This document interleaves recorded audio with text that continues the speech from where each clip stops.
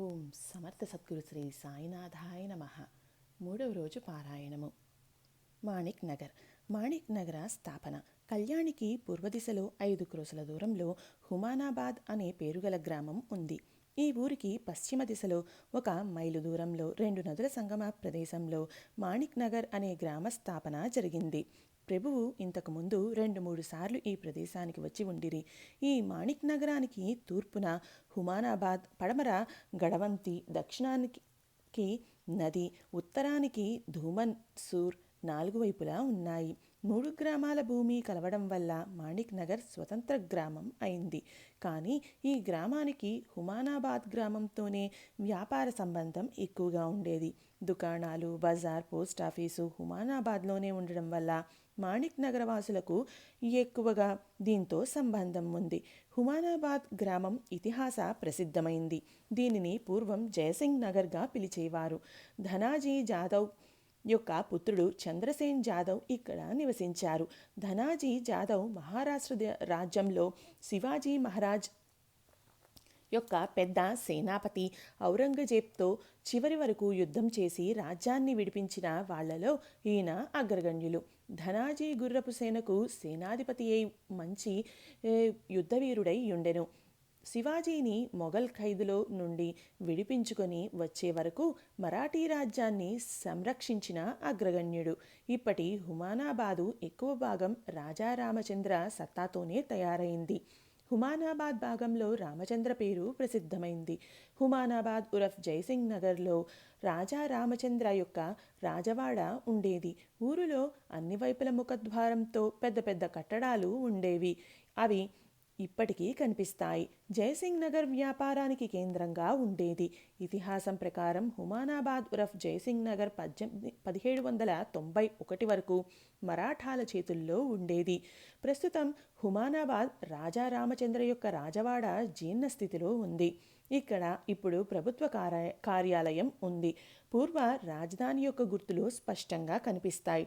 మరాఠాల ఆదాయంతో ఈ గ్రామం ఉచ్చస్థితిలో ఉండేది. ఇక్కడ వ్యాపారులు అత్యంత శ్రీమంతులై ఉండేవారు. దేశంలోని అన్ని ప్రదేశాల యొక్క సరుకు ఇక్కడికి పెద్ద మొత్తంలో వచ్చేది. అందుకని అన్ని రకాల వ్యాపార వ్యవహారాలు ఇక్కడ జరిగేవి. అన్ని రకాల కిరాణా సామాను ఇక్కడికి వచ్చి హైదరాబాద్కి రవాణా జరిగేది. మహారాష్ట్రలోని పూనా, సోలాపూర్ పట్టణాల నుండి వెళ్లే జాతీయ రహదారి హుమానాబాద్ నుండే హైదరాబాద్కి వెళ్తుంది. బాగా వ్యాపారం జరగడం వల్ల సహజంగానే హుమానాబాద్ లక్ష్మికి నివాసమైంది అంటారు. దీనికి సర్వతోముఖాభివృద్ధి జరిగిన విధానము, దానికి సంబంధించిన వ్యాపారుల వద్ద ఉన్న ధనాన్ని గూర్చి కథ ఈ కింది విధంగా వివరిస్తారు. ఇక్కడ బొప్పనవాలే, కోనేవాలే అనే పేరుగల 2 పెద్ద వ్యాపారులు ఉండేవారు. వాళ్ల దగ్గర లెక్కలేనంత ధనం ఉండేది. కూరగాయలు తీసుకురావడానికి వాళ్ల దాసీలు వెళ్ళేవారు. ఒకరోజు 2 వ్యాపారులు దాసీలు ఒకే సమయంలో కూరగాయల కోసం బజారుకు వెళ్లారు. ఇతర కూరగాయలు చాలా ఉన్నాయి, కానీ సొరకాయ మాత్రం ఒక్కటే ఉండెను. దాన్ని ఇద్దరూ తీసుకోవాలని ఒకేసారి అనుకుని దాని ధర అడిగి వేలంలాగా మొదలై ఆ సొరకాయ ధర 700 రూపాయల వరకు వెళ్ళింది. చివరికి బొప్పనవాలేకు చెందిన దాసి దానిని తీసుకోగానే ఆ విషయం గ్రామంలోని అందరికీ తెలిసి జనం పోగయ్యారు. కోనేవాలా దాసి ఓడిపోయింది.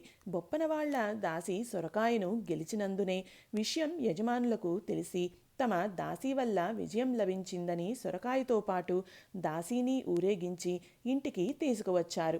కోనేవాలా తన దాసిని పనిలో నుండి తీసివేశారు. ఇలాంటి సంఘటనలు లెక్కలేనంత సంపద లేకపోతే జరిగేవి కావు. అయితే ప్రభు మహారాజ్ ఇక్కడికి వచ్చినప్పుడు వ్యాపారం బాగా నడిచేది. విశేషంగా ఇక్కడ మామిడి పండ్ల వ్యాపారం జోరుగా సాగేది. వీటి విత్తనం విరివిగా దొరికేది. ప్రభువు సమాధి అయ్యే వరకు ఈ గ్రామం మంచి స్థితిలో ఉండేది. తర్వాత గుల్బర్గాలో రైల్వే మార్గం మొదలైన తర్వాత ఈ వ్యాపారం పెద్దగా జరిగేది కాదు. అందుకని ఇక్కడి వ్యాపారులు ఇతర ప్రదేశాలకు వెళ్ళిపోయారు. వ్యాపారం పడిపోయింది. పూర్వం పెద్ద పెద్ద ప్రాకారాలు ఇప్పుడు కూడా పడిపోయి కనిపిస్తాయి. పెద్ద పెద్ద శ్రీమంతుల ఇళ్ళు పడిపోయే స్థితిలో కనిపిస్తాయి. ఇక్కడి వీరభద్ర దేవాలయం దర్శనీయ స్థలము.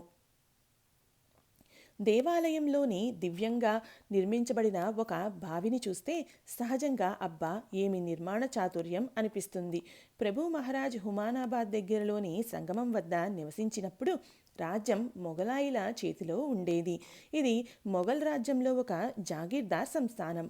ఆ కాలంలో వ్యవస్థ పేరే పూజనీయము. ఆ కాలంలో నిజమైన నవాబు అంటే తాలూకాదారు, జిల్లా అధికారి అనగా కలెక్టర్ లాగే పూర్వం తాలూకాదారు ఉండేవారు.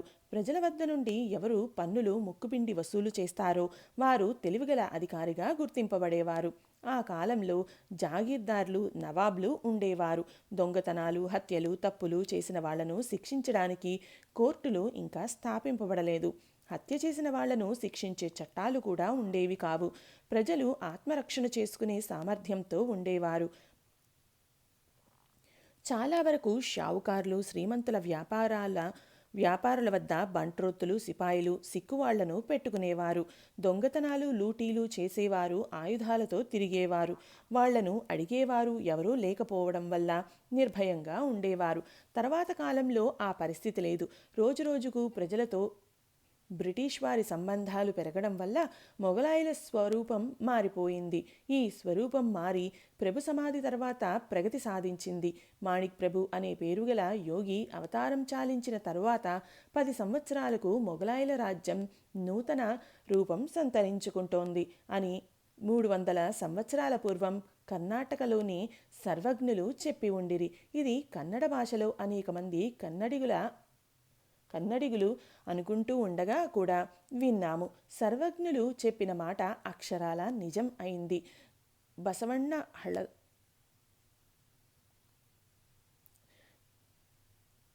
కన్నడ శబ్దాల అర్థం ఇలా ఉంది. బసవ అనే తీర్థ ప్రాంతంలో కొత్త నగరం ఏర్పడి ఇక్కడ మాణిక్ ప్రభు అనే పేరుగల యోగి పుట్టి సమాధి చెందిన తర్వాత 10 సంవత్సరాలకు రాజ్యం నూతన వ్యవస్థ రూపుదిద్దుకుంటుంది. 300 సంవత్సరాలకు పూర్వం ఉన్న సర్వజ్ఞులు ప్రభు యొక్క అవతార విషయం తెలిసి ఉండడం ఆశ్చర్యం అనిపిస్తోంది. బసవన హళ్ళ అంటే మాణిక్ నగర్కి ప్రవహించే నదులలో ఒక నది బసవతీర్థం నుండి ప్రవహిస్తోంది. రెండవది రాజేశ్వర్ పై నుండి వస్తోంది. ఈ 2 చిన్న నదులు వర్షాకాలంలో నిరంతరంగా ప్రవహిస్తాయి. గురుగంగా, విరజ అనే పేర్లతో ఈ నదులను పిలుస్తారు. ప్రభువు ఈ ప్రదేశంలో ఉండడానికి ఎందుకు ఇష్టపడ్డారో తెలుసుకోవడం కొంచెం కష్టమే. అనేక మంది చరిత్రకారులు అనేక రకాల కారణాలు తెలిపారు. వాటిలో ఏది నిజమో ఏది కాదో నిర్ణయించడం సాధ్యమయ్యే పని కాదు. ఇక్కడికి ప్రభు చాలాసార్లు వచ్చినట్లు చాలామందికి తెలుసు. వాటిలో ఏ సమయంలో ఏ ఘటన జరిగిందో చెప్పడం సాధ్యం కాదు. కానీ రామచంద్రబువ నాసికర్ అనేవారు పద్య రూపంలో వివరించిన చరిత్రలో ఒక అనాథ కుటుంబ రక్షణ కొరకు ప్రభువు ఇక్కడికి వచ్చినట్లు అనిపిస్తోంది. ఆ కథను ముందు వివరించడం జరిగింది. ఒక గృహస్థు తన భార్య, పిల్లలను వెంట పెట్టుకుని 10 మంది కుటుంబ సభ్యులతో హుమానాబాద్కి దగ్గరలో గడవంతి గ్రామం దాటిన తర్వాత అరణ్యం మధ్యలోకి చేరుకున్నారు. అక్కడికి హుమానాబాద్ 1 మైలు దూరం ఉంది. అక్కడ ఒక పాత శివాలయం, ఒక కుండము ఉండేవి. దట్టమైన చెట్లతో త్రోవలో వెళ్లే మనుషులు దోపిడీ చేయడానికి వీలుగా ఆ ప్రదేశం ఉండేది. శివాలయం చుట్టూ దట్టమైన చెట్లు ఉండడం వల్ల పూజా విధులు జరిగేవి కావు. ఇది దొంగలకు నివాసమై ఆ దారిలో వెళ్లేవాళ్లను దోచుకొని గాయపరిచేవారు. ఇలాంటి ప్రదేశానికి వచ్చిన ఆ గృహస్థులు చీకటి అయిందని అక్కడ వంట చేసుకుని ఉండాలని అనుకున్నారు. కొందరు స్నానాలు చేస్తూ ఉండగా కొందరు వంట సామాగ్రి సర్దుతూ ఉన్నారు. వీళ్ళు కళ్యాణ్కి ప్రభు దర్శనానికి వెళ్ళాలి అనుకున్నారు. ఇంతలో దొంగలు వీళ్లపై దాడి చేశారు. దొంగలు 50 మంది దాకా ఉండి పూర్తి ధనం దోచుకుని చివరికి వాళ్ల ప్రాణం తీయాలి అనుకున్నారు. దొంగలు కొట్టడం ప్రారంభించారు. అప్పుడు అందరూ ప్రభువుని ప్రార్థిస్తూ ఈ అడవిలో ప్రభు తప్ప మమ్మల్ని రక్షించేవారు ఎవరున్నారు అనుకుంటూ ప్రభువుని గట్టిగా ప్రార్థించడం ప్రారంభించారు. అటువంటి సంకట పరిస్థితిలో తన భక్తుల కోసం ప్రభువు ప్రత్యక్షమయ్యారు. ప్రభువు స్వరూపం ఆ సమయంలో చాలా విచిత్రంగా ఉండేది. తలపై జరీతో నిండిన హైదరాబాద్ పాగా, శరీరంపై జరీ సాలువ యొక్క జుబ్బ, నడుంపై ఆకుపచ్చ పంచె, మెడలో ముత్యాల హారం, చెవులకు పోగులు, చేతిలో ఒక కత్తి లాంటి వస్తువు, ఇంకొక చేతిలో పానీయం తాగే పాత్ర, వీపుపై ఢాలు, నడుముకి తమంచా, చేతిలో తల్వార్, నుదుటిపై దివ్యమైన సుందర కేసరీ గంధం, మధ్యలో కస్తూరి తిలకం ధరించి ఆ శివాలయంలో ప్రత్యక్షమై అక్కడ ఉన్న గద్దపై హుక్కా తాగుతూ కనిపించారు.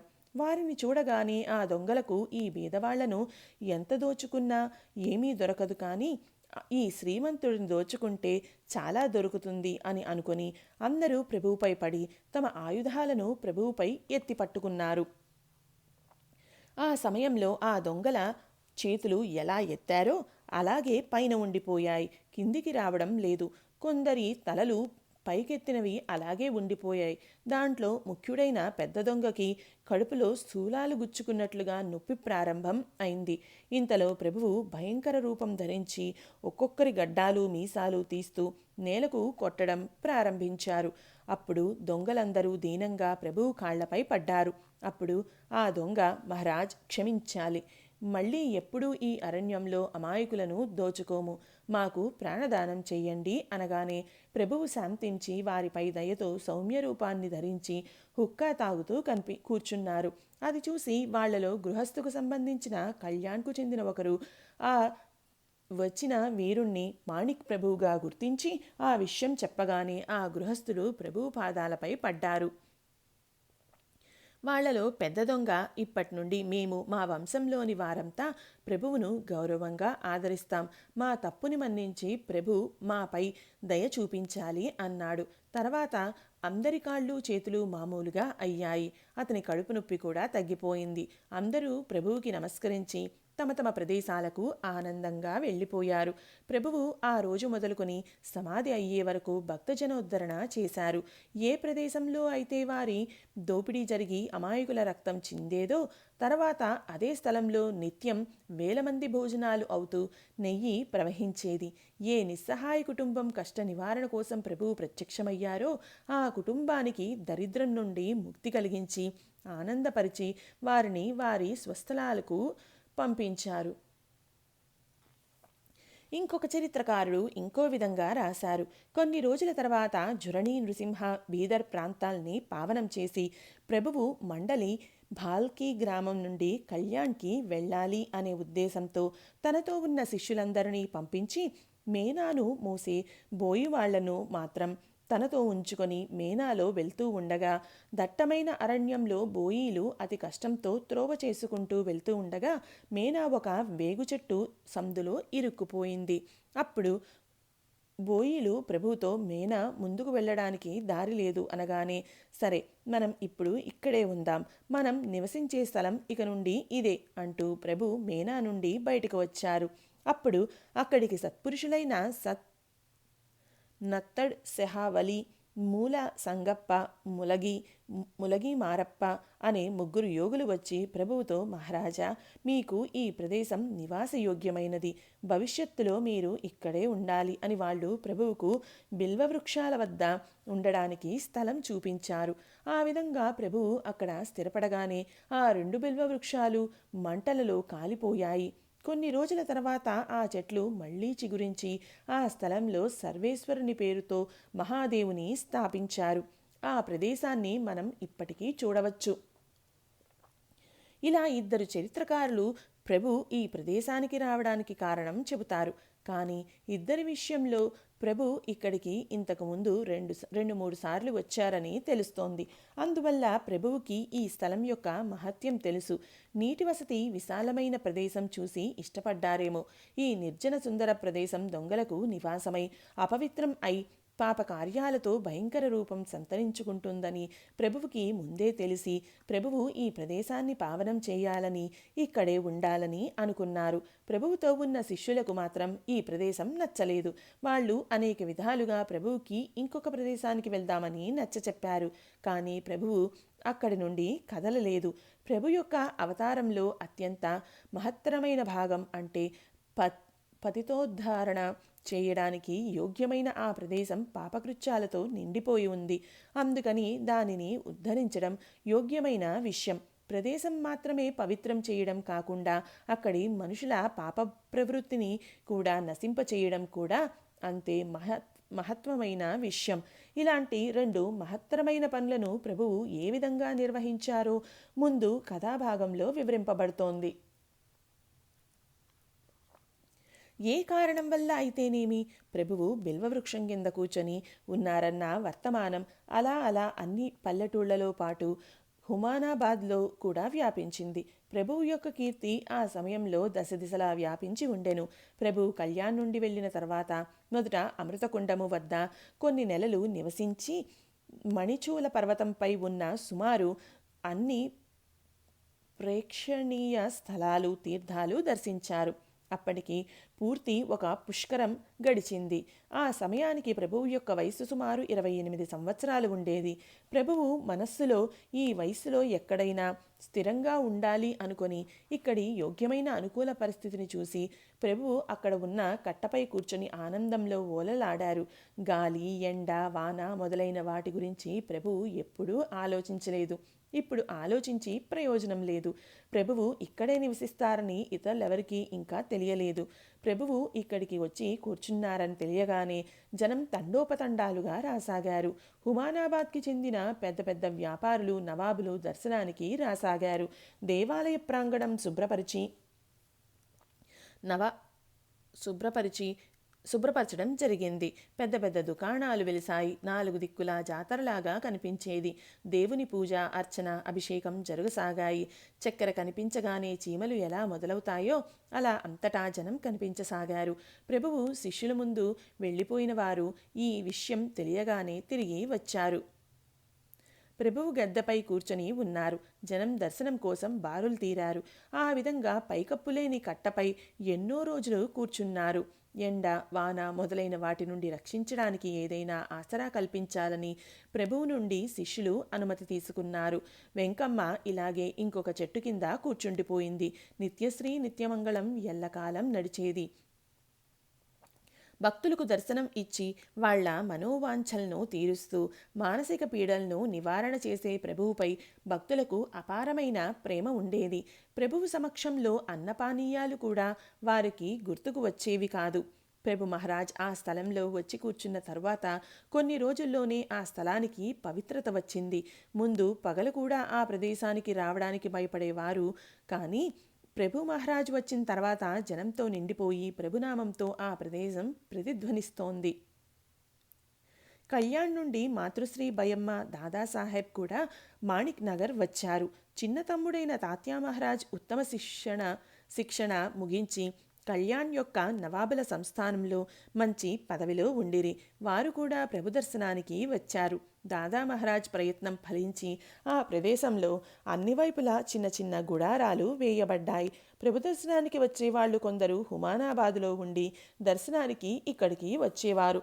రావడం పోవడం కష్టం అనిపించి ఇక్కడే ఉండిపోవాలని అనుకునేవారు.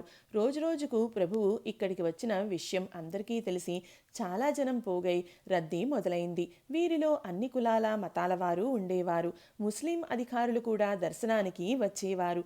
ప్రభువుని ఒకసారి దర్శించగానే వారి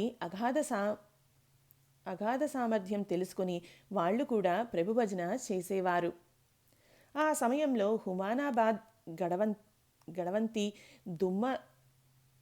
దుమ్మన్సూర్ ఈ 3 ఒకే నవాబు అధీనంలో ఉండేవి.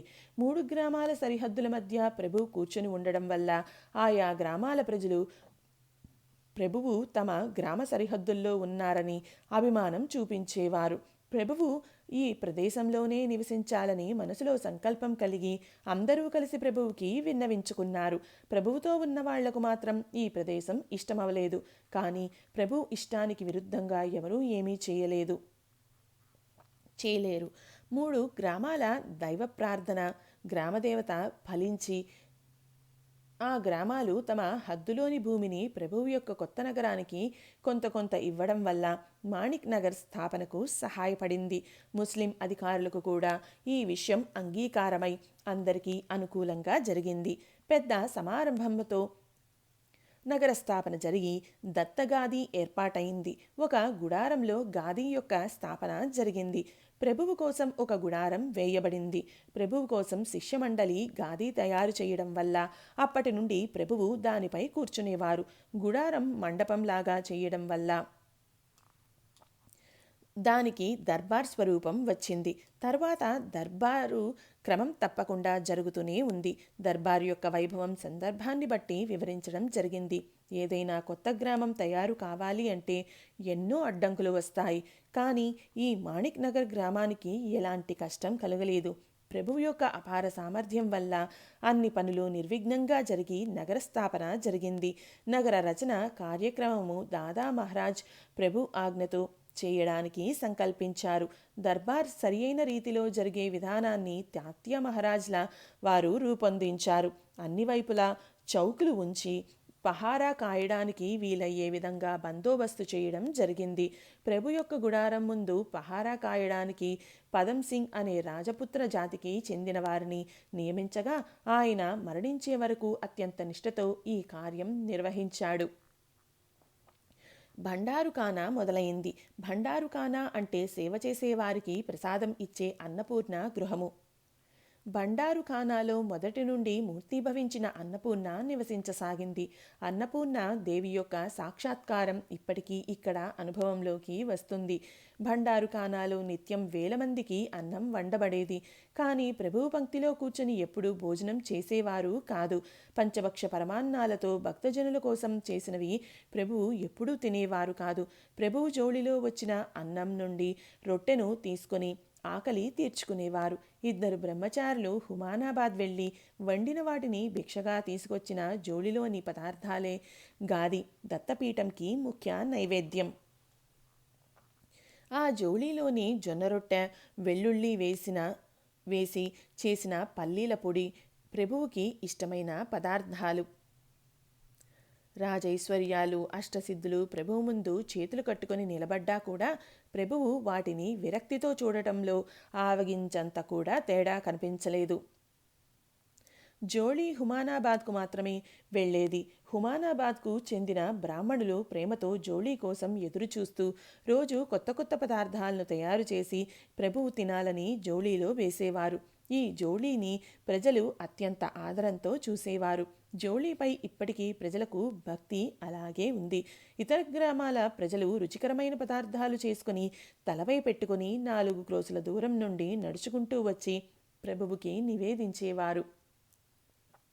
ప్రభువు ప్రేమతో వాటిని స్వీకరించి తినకుండా కళ్ళతో మాత్రమే చూసి చాలా బాగున్నాయని అనేవారు. ప్రభు ఆజ్ఞతో వారు చెప్పిన ఇళ్లలోనే జోళీ తిరిగేది. కొత్తగా ఏదైనా ఇళ్లవాళ్లు జోళీ వేయాలి అనుకుంటే ప్రభువు ఆజ్ఞ తీసుకోవలసి ఉండేది.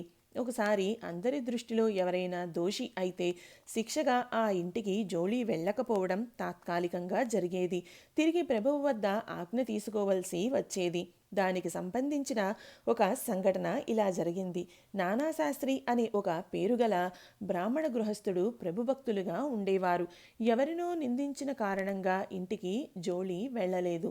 ఆయన బయటకు వెళ్ళి రాగానే ఈ విషయం ఆయనకు ఇంటి ముందు బావి దగ్గర కాళ్ళు కడుక్కుంటుండగా తెలిసింది.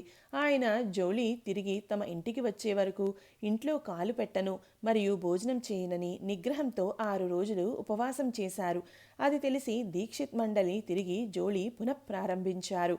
అప్పుడు ఆయన అన్నం తిన్నారు. జోళీయే సంస్థానం యొక్క కామధేనువై భండారుఖానా అన్నపూర్ణ గృహమై ఉన్నది. ఈ జోళియే ప్రభు సమాధికి ముఖ్య నైవేద్యము. ఈ భండారుఖానాలోనే ఇప్పటి వరకు లక్షల మంది అవుతున్నారు. ప్రభువు యొక్క సమావేశ స్థలం ముఖచిత్రంలో చూపించినట్లుగా రాజవైభవంతో ఉండేది. అది ఎప్పుడూ ఆనందసాగరంలో తేలుతున్నట్లు కనిపించేది. వారి మాట అత్యంత మృదుమధురంగా ఉండేది. ఎప్పుడూ వినోదభరితంగా నడిచేది. ప్రభువు భాషణ ఇతర ధర్మాలపై కూడా అంతే సమానంగా ఉండేది. వారు ఎప్పుడూ వాహ్వా వాహ్వా అంటూ ఉండేవారు. ఆ కాలంలో హుమానాబాద్లో గులాం ముస్తాఫా ఖాన్ అనే తాలూకాదారు ఉండేవారు. ఆయన ఆజ్ఞలు అత్యంత కఠినంగా ఉండేవి. ఆయన ప్రభుకీర్తి విని దర్శనం కోసం వచ్చారు. చాలాసేపు ప్రభువుతో సంభాషించిన తర్వాత సంతృప్తులయ్యారు. ఇలాంటి యోగి ప్రపంచంలో ఇంకొకరు దొరకడం సాధ్యం కాదని అతనికి గట్టి నమ్మకం. ఒక మౌల్వీకి ఉండాల్సిన జ్ఞానం కంటే ఉర్దూ, పార్సీలో ప్రభువుకి ఉన్న జ్ఞానం చూసి చకితులయ్యారు. ముస్లిం ధర్మం యొక్క రహస్యం ప్రభువుకే తెలిసిందని ఆయనకు అనిపించింది. ప్రభువుపై అత్యంత అభిమానం ఏర్పడింది. కానీ తను ముస్లిం, ప్రభువు హిందువని ఆయన మరువలేదు. ప్రభువు ముస్లిం అయితే బాగుండేది అని అతనికి అనిపించింది. అప్పుడు అతను ప్రభువుతో వినయంగా, మహారాజ్, మీరు ముస్లిం అయితే ఈ క్షణంలో నేను మీ శిష్యుణ్ణి అయ్యేవాణ్ణి. ఇది విని ప్రభువు నవ్వుతూ, నాకు ముస్లిం అవ్వాలనిపిస్తోంది, కానీ ఏం చేయాలి? రబ్ ఉల్ ఆల్మీన్ ఇలా అల్లా ఖురానులో అన్నారు. ఇది మాత్రం నాకు తెలుసు. కానీ రబ్ ఉల్ ముసల్మీన్ అన్నారని ఎక్కడా నాకు కనిపించలేదు. ఈ మాట అబద్ధమైతే నాకు తెలపండి. ఇది వినగానే ఆ ముస్లిం ఏం జవాబు ఇవ్వలేక సిగ్గుతో తల వంచుకున్నాడు. ఈ సమాధానం అత్యంత మర్మమైంది. రబ్ ఉల్ అల్మీన్ అంటే విశ్వం యొక్క అధిపతి. రబ్ ఉల్ ముసల్మీన్ అంటే కేవలం ముసల్మానులకే అధిపతి. పరమేశ్వరుడు సంపూర్ణ జగత్తుకే అధిపతి. కానీ హఠవాదులు తమ ధర్మ మతాభిమానంతో అందులై తమ ధర్మమే గొప్పదని, ఇతరులది కాదని నమ్ముతూ వస్తారు. ఇలాంటి వారు ప్రభువు సమాధానం విన్న తర్వాత ఆలోచించాలి. గులాం ముస్తాఫా ఖాన్ అనే ముసల్మాన్ను ప్రభువుపై ఉన్న ఆదరాభిమానాలతో మాణిక్ నగర్లో నివసించే వారికి సహాయం చేసేవారు. ప్రభువు మొదట ఏ బిల్వ చెట్ల కింద కూర్చుని ఉండిరో అకస్మాత్తుగా ఆ చెట్లు మధ్యాహ్న సమయంలో అందరి ముందే కాలిపోయాయి. పచ్చగా ఉన్న చెట్లు కాలిపోవడం చూసి అందరూ విస్మయులయ్యారు. దీని మర్మం ఎవ్వరికీ తెలియలేదు. ముందుగా ప్రభువు ఎక్కడైతే కూర్చున్నారో ఆ చెట్లు కాలిపోవడం వల్ల ఎంతోమందికి ఇది అరిష్టంగా అనిపించి ప్రభువు ఈ ప్రదేశం విడిచి వెళ్ళాలి అనుకునేవారు పోగయ్యారు. ప్రభువు ఇంత సామర్థ్యులై ఉండి బిల్వవృక్షాలు కాలిపోవడం మంచిది కాదని భక్తులు దాని గురించి ప్రభువును అడిగారు. వాళ్ల ఆలోచన ప్రభువు తెలుసుకుని, చూడండి, మీరంతా శంకర భక్తులు. మీరు ప్రయత్నిస్తే కాలిన ఆ బిల్వవృక్షాలు సజీవమవుతాయి. 8 రోజులు చెట్లు ఉన్న ప్రదేశంలో పాలతో అభిషేకం చేసి చూడండి.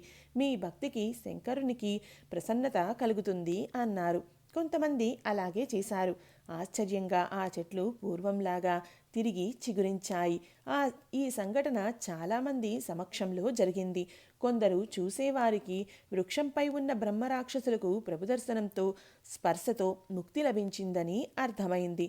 ప్రభు నివాసం ఇక్కడ స్థిరమైనప్పటి నుండి శిష్యమండలికి నిత్య కార్యక్రమాలు నిర్ధారించబడ్డాయి. ప్రభువు సోదరుల ఆజ్ఞానుసారం నిత్యం పూజ, అర్చన, నైవేద్యం, ఆరతి ప్రభు ముందు మరియు గాది ముందు జరిగేవి. 7 వారాల భజనలు తయారయ్యాయి. వారంలో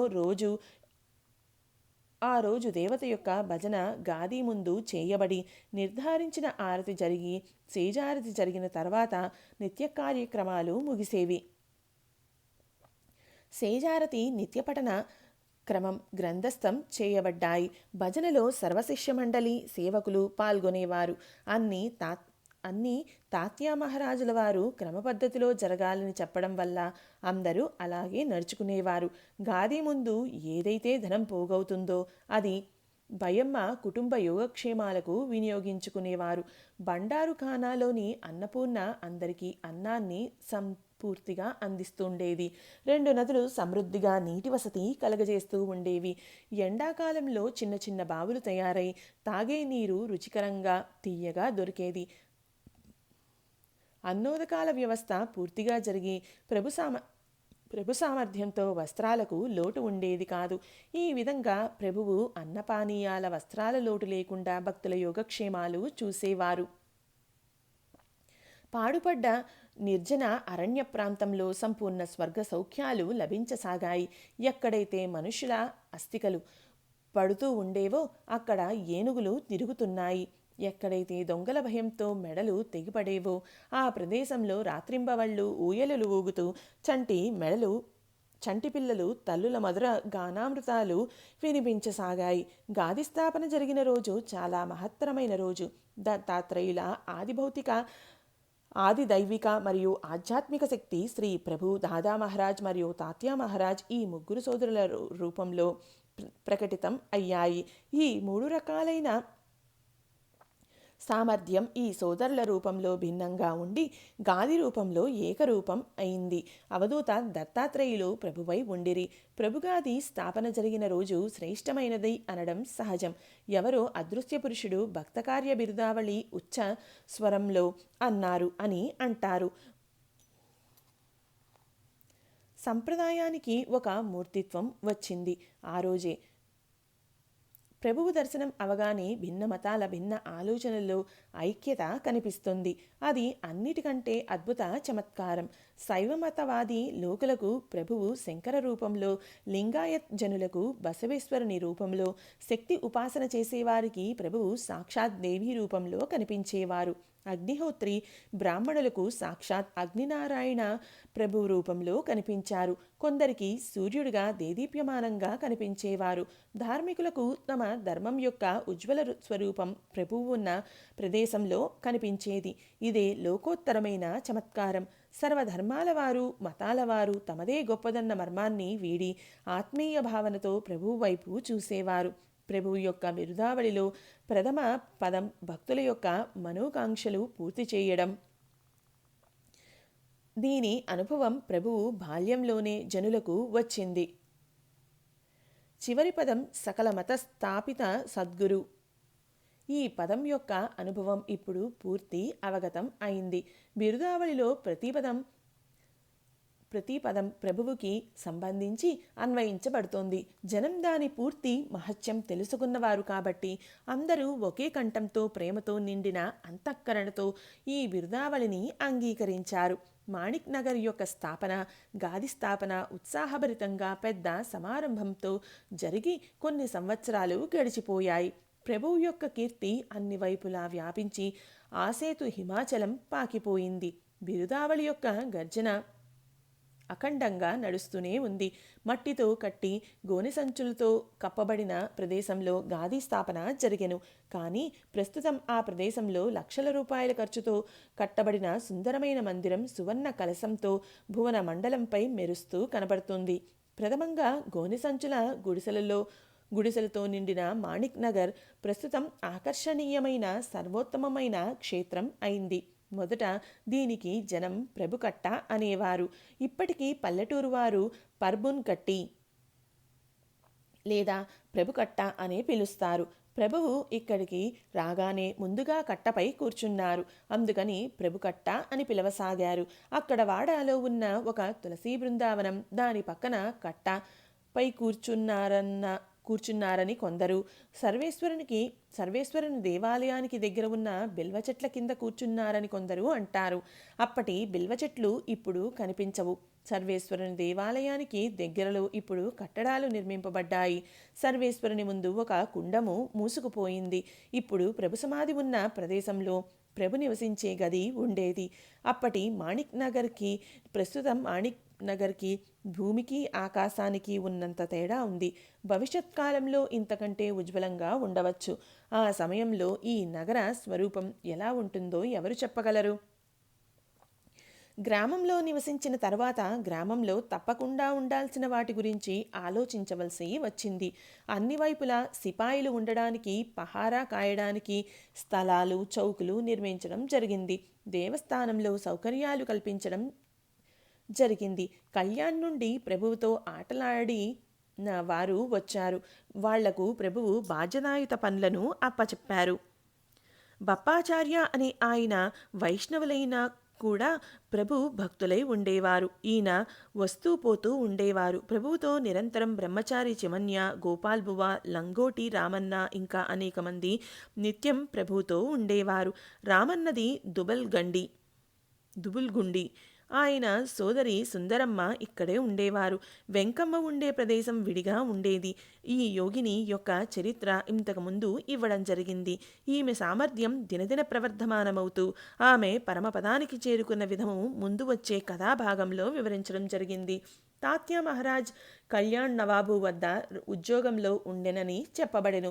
రాజదర్బార్కు సంబంధించిన పద్ధతులు ఈయనకు అవగతం అవడం వల్ల ప్రభుదర్బార్ రూపం క్రమ పద్ధతిలో తయారు చేశారు. ఈయన అప్పుడప్పుడు కళ్యాణ్ వెళ్ళి వస్తూ ఉండేవారు. ఈయనకు భక్తులు సేవకుల నుండి గౌరవం లభించేది. ఈయన శిస్తుగా పన్నులు వసూలు చేయడం వల్ల వ్యవహారం క్రమపద్ధతిలో జరిగేది. ఈయన చిన్న వయస్సులో ఉండడం వల్ల మాతృశ్రీ భయమ్మ అదుపాజ్ఞల్లో ఉండేవారు. దాదా మహారాజ్ గారైతే అమ్మ ఆజ్ఞ జవదాటేవారు కాదు.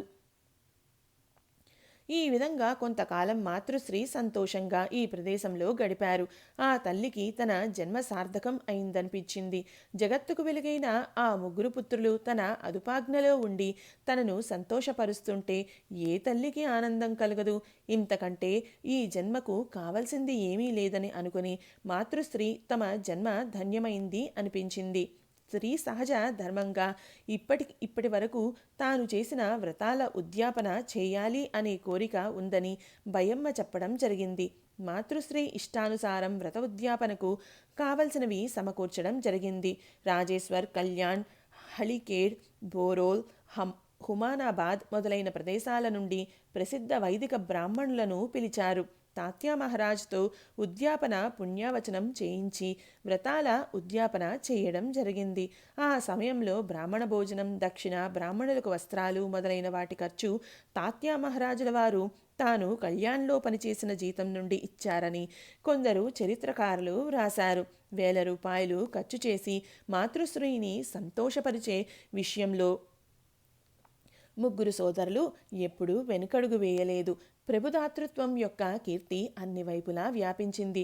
దీనికి దృష్టాంతము ఈ సమారంభంలో కనిపించింది. వీరి తపశ్శీలతను వర్ణించడం సమంజసం అనిపిస్తోంది. భోజనం మరియు దక్షిణతో బ్రాహ్మణ వర్గం సంతుష్టులయ్యారు. ఇతరులు మహాప్రసాదం దొరికిందని సంతోషపడ్డారు. ప్రభువు కుటుంబంలో మొదటిసారిగా చేసిన శుభకార్యము నిర్విఘ్నంగా సంతోషంగా జరగడం వల్ల మాతృశ్రీ భయాదేవితో పాటు భక్తమండలి ఆనందభరితులు అయ్యారు.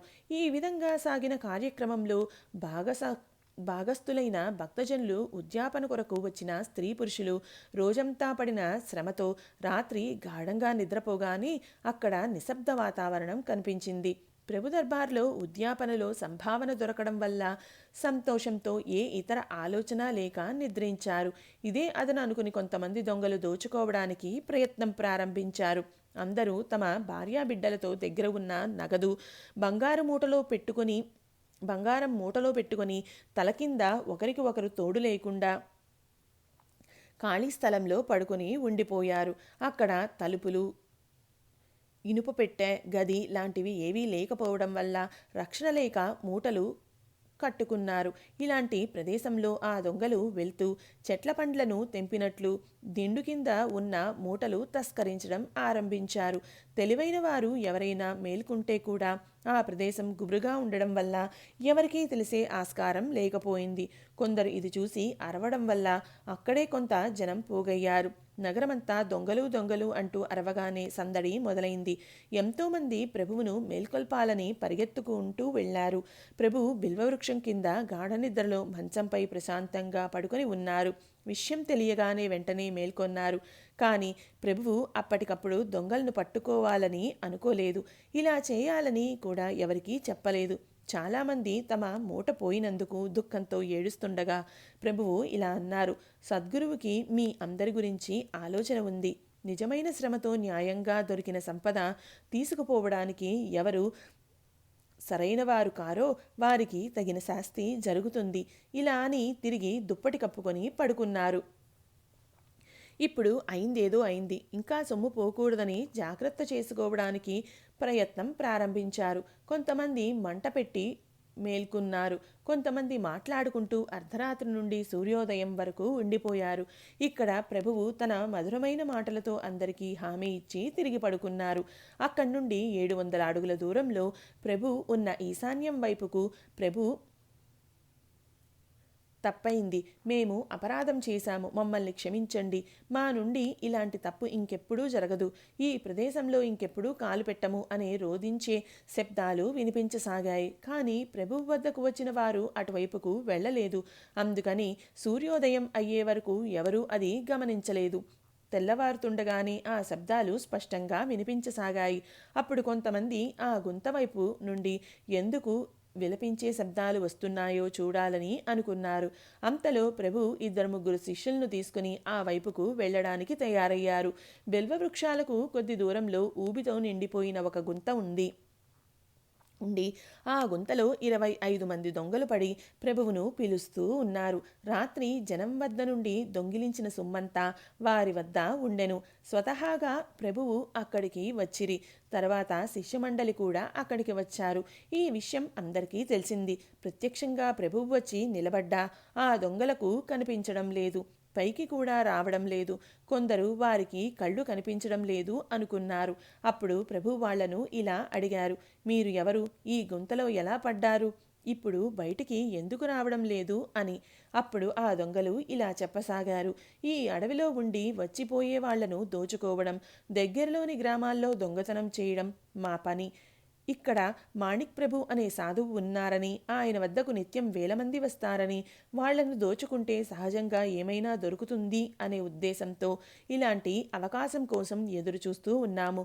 ప్రభువు వద్ద జనం పోగవడం చూసి ఎంతైనా 2 నెలల ఖర్చు దొరుకుతుంది అని ఆలోచించి అందరి దగ్గర దొరికినంత దోచుకొని పారిపోతూ ఉండగా ఎవరో కట్టిపడేసినట్లుగా ఈ గుంతలో పడ్డాము.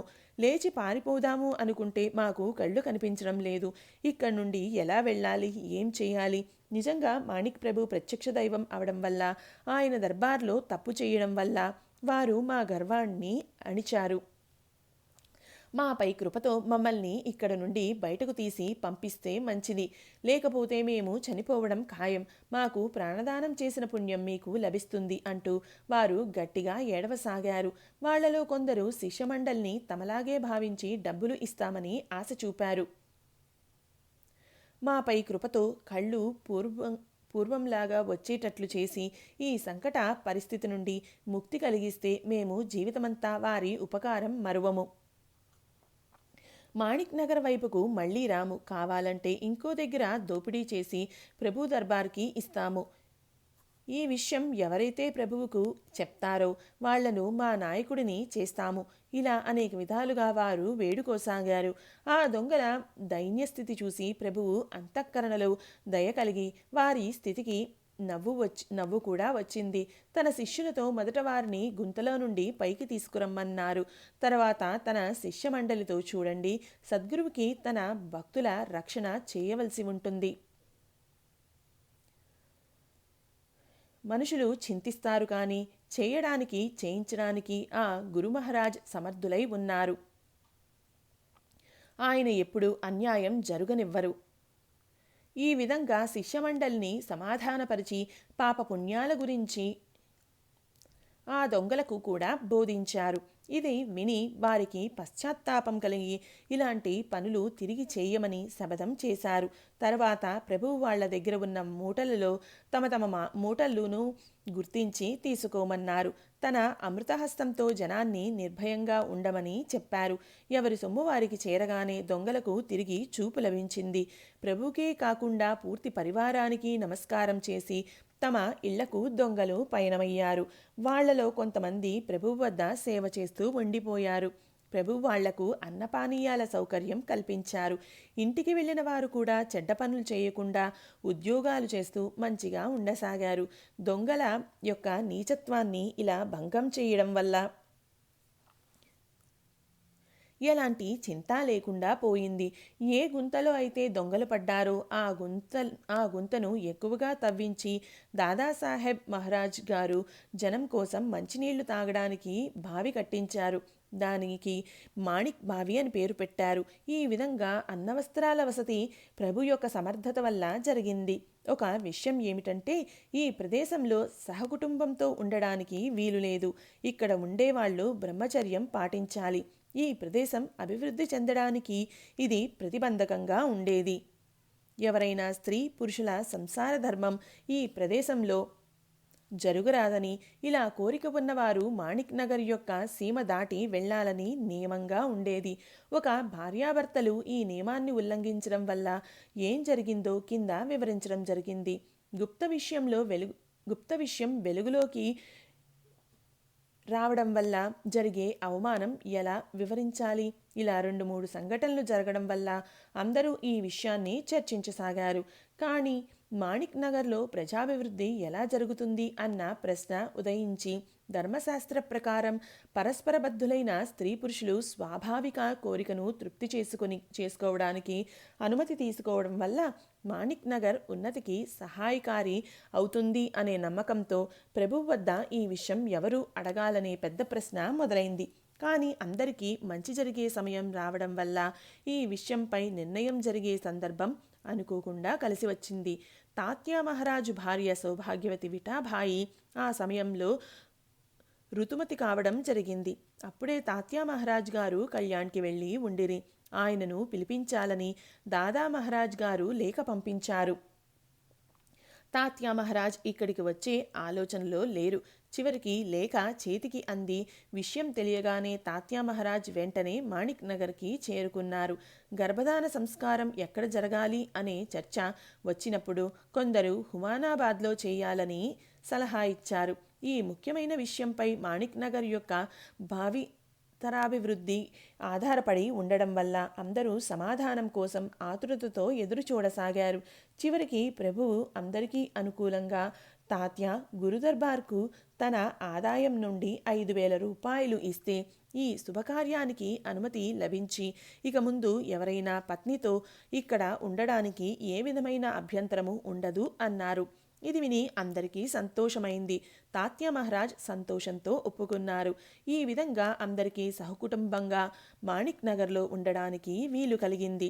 ఈ విధంగా నగరం నివాసయోగ్యమై ఇక్కడ ఉండేవాళ్లకు ఉత్సాహం కలగసాగింది. నగరానికి దగ్గరలోని గ్రామాల వారు సంతోషంతో తమ గ్రామాల భూమిని ఇవ్వసాగారు. కానీ దానికి రాజమాన్యత దొరికితే తమకు ఆ భూమి చెందుతుందని వ్యవహార దృష్టితో తాత్యా మహారాజ్ గారికి ఆలోచన కలిగింది. కానీ ప్రభు సామర్థ్యంతో దీనికి పరిష్కారం లభించింది. గడవంతి, హుమానాబాద్, దుమ్మన్సూర్ ఈ 3 గ్రామాలు ఆ సమయంలో సంసుల్ ఉమ్రా నవాబ్ సాహెబ్ యొక్క జాగీర్గా ఉండేవి. నవాబ్ సాహెబ్ ప్రభు యొక్క కీర్తి విని ఉండిరి. సన్మానపూర్వకంగా పిలిచినా కూడా ఇలాంటి మహాత్ములు తమ జాగీరుకు రావడం కష్టం. అలాంటి అవకాశం అనాయాసంగా రావడం వల్ల నవాబ్ సాహెబ్కి ఆనందం కలిగింది. ప్రభువు స్థిరంగా ఇక్కడే ఉండాలి అనే ఉద్దేశంతో పై 3 గ్రామాల భూమిని పట్టా చేయడానికి తన క్రింది తాలూకాదారుకు ఆజ్ఞాపించారు. ఆజ్ఞ ప్రకారంగా ఆ తాలూకాదారు ప్రభు చరణాలపై ఆ పట్టాలను సమర్పించారు. ప్రభు విషయంలో ఆ తాలూకాదారు భక్తితో ఉండేవారు. ఈయన సర్వేశ్వర దేవాలయ జీర్ణోద్ధరణకు సహాయం చేశారు. హిందూ ధర్మ ప్రమాణంగా గ్రామంలో దేవాలయం తప్పకుండా ఉండాలి. మూర్తివంతమైన దేవునిగా ప్రభువు మాట్లాడుతూ తిరుగుతూ ఉన్నా కూడా నగర కళ్యాణం కోసం ఇతర దేవాలయాల ఆవశ్యకత కూడా ఉండేది. పూర్వం ఉన్న సర్వేశ్వర దేవాలయం పునరుద్ధరింపబడింది. భక్తుల కోరిక పూర్తి చేయడానికి అన్ని విధాలుగా తయారీ జరిగింది.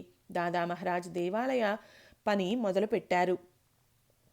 ఒక వడ్రంగి తన బండిపై ఒక పెద్ద నల్లరాయిని తీసుకుని వచ్చి ప్రభు ముందు పెట్టి, ఇలాంటి శిల దొరకడం చాలా కష్టం, నాకు దొరికింది, అందుకని మీ వద్దకు తీసుకుని వచ్చాను. దీనిని దేవతా శిల్పం చేసి కూర్చోపెట్టండి, మీకు మంచి జరుగుతుంది అన్నారు. అప్పుడు ప్రభువు ఆయన శుద్ధమైన అంతఃకరణకు మెచ్చి, తాత, నీవు చెప్పినట్లే చేస్తాము, నీ ఆశీర్వాదంతో మాకు మంచి అవుతుంది. ఈ శిలతో శంకరుని లింగము తయారు చేసేవారు వెంటనే దొరికారు. కానీ ఆయనకు కళ్ళు చాలా రోజుల నుండి కనిపించడం లేదు. అది తెలిసి ప్రభు తన అమృతహస్తం కళ్ళపై తిప్పగానే కళ్ళు కనిపించాయి. ఆయన ఉత్సాహంతో మంచి పనితనంతో శంకరుని లింగాన్ని తయారు చేశారు. మహాశివరాత్రి రోజు పెద్ద సమారంభంతో ఆ లింగస్థాపన జరిగింది. మాణిక్ నగర్లో పూర్తి రాళ్లతో కట్టబడిన మొదటి కట్టడం ఈ సర్వేశ్వరుని దేవాలయమే. ఓం సమర్థ సద్గురు శ్రీ సాయినాథాయ నమః.